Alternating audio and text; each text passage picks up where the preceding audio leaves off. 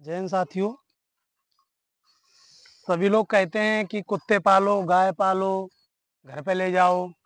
आज मैं अपने घर के आश्रम पे आया हूँ। जो हमारा आश्रम है, जहाँ हमने 15 साल दी हैं।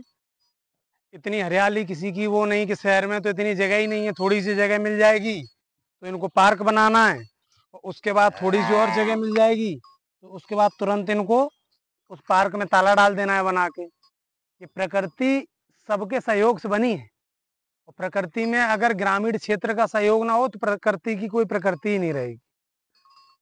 जिस तरीके से जंगलों की रखवाली करते हैं, ये तो बस जो दिवस आते हैं उन पे इनको बस पेड़ लगाने हैं, और लगा के बस सोशल मीडिया पे पेड़ लगाते हैं। हर दिन जितने लाइक्स होंगे उतना पेड़ इनका फलेगा फूलेगा। और हम लोग लगाते हैं धरातल पे, और लगाने के बाद वहाँ काम भी करना पड़ता है, तब कहीं जाके कुछ हो पाता है। यहाँ गाय भी हैं, गौ माता है हमारी, बछड़े भी हैं, खेती भी है। और अगर देखना चाहो तो मैं आज आपको बता दूं चीजें। यहाँ कोई आर्टिफिशियल चीजें नहीं है जो 4 दिन में बना दी। पेड़ लगाना किसको कहते हैं? पेड़ लगाना इसको कहते हैं। रोज पानी देना, बच्चों की तरह सेवा करनी पड़ती है पेड़ों की। कोई इतना आसान नहीं होता कि तुम एक दिन में कुछ भी कर दोगे। तुम्हारे यहाँ तो समरसीबल लगा होगा तो कर लोगे। ये देखिए, पूरा व्यवस्था जो रहती है, मतलब यहाँ किसी कोई वीआईपी नहीं है कि तुम्हारे लिए कूलर लगवा देंगे हम। ये गणेश जी भगवान हैं, रक्षा करते हैं। प्रभु का आश्रम है, यहाँ हजारों लोग आते हैं दर्शन करने। जब भी किसी का मन दुखी होता है तो आदमी यहीं आता है सीधा। साक्षात बजरंगबली का वास है। ये आप देख सकते हैं। इस मूर्ति की भी कहानी है, किसी दिन मैं आपको बताऊंगा।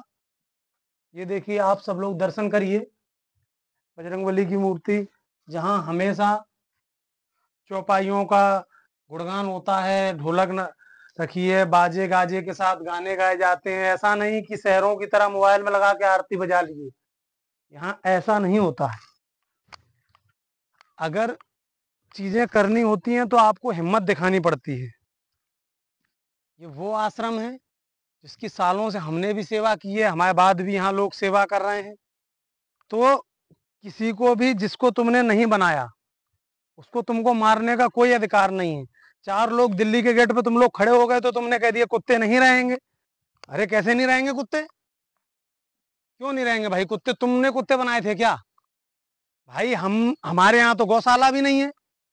यहाँ पे गांव में तो क्या हमने गायों को मारने के लिए छोड़ दिया? हम अपना रखते हैं, अपने खेत में खिलाते हैं, सब करते हैं। ऐसे तो सांप से लोग मर रहे हैं, तुम वहां तो पहुंच नहीं गए। हर दिन सांप के काटने से लोग मरते हैं, तो तुम वहां कभी पहुंचे कि तुमने ये कहा हो कि सांपों को बैन कर दो? अपने फायदे अपने नुकसान के लिए तुम्हारी चीजें होती हैं, उस हिसाब से चीजें नहीं चलेंगी। प्रकृति को बनाने में मेहनत लगती है। प्रकृति है, कोई वो नहीं है। आप मैं आपको कुछ चीजें दिखाऊंगा। रोज रोज आना नहीं होता है।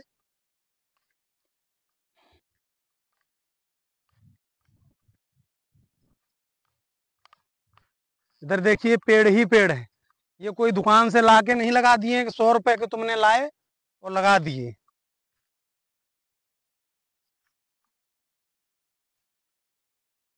ये देखिए, जब भी यहाँ भजन कीर्तन का गुणगान होता है, चारों तरफ उसकी आवाजें जाती हैं। दिखाइए चारों तरफ कितनी हरियाली है।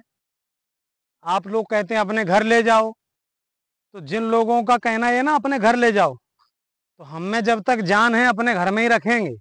और देश हमारा घर है, कोई हम वो नहीं कर रहे हैं यहाँ पे कि तुम्हारे कहने से कुछ भी कर देंगे। मुझे ये दिखाना था उन लोगों को जो ये कहते हैं कि अपने घर ले जाओ। और रही बात बच्चों को काटने की, तो तुमने बच्चों को ऐसे संस्कार दे दिए हैं अभी से, बचपन से ही, कि बच्चों को दौड़ा लेंगे। बच्चों को ये सिखाओ कि जानवर उनसे प्रेम करते हैं।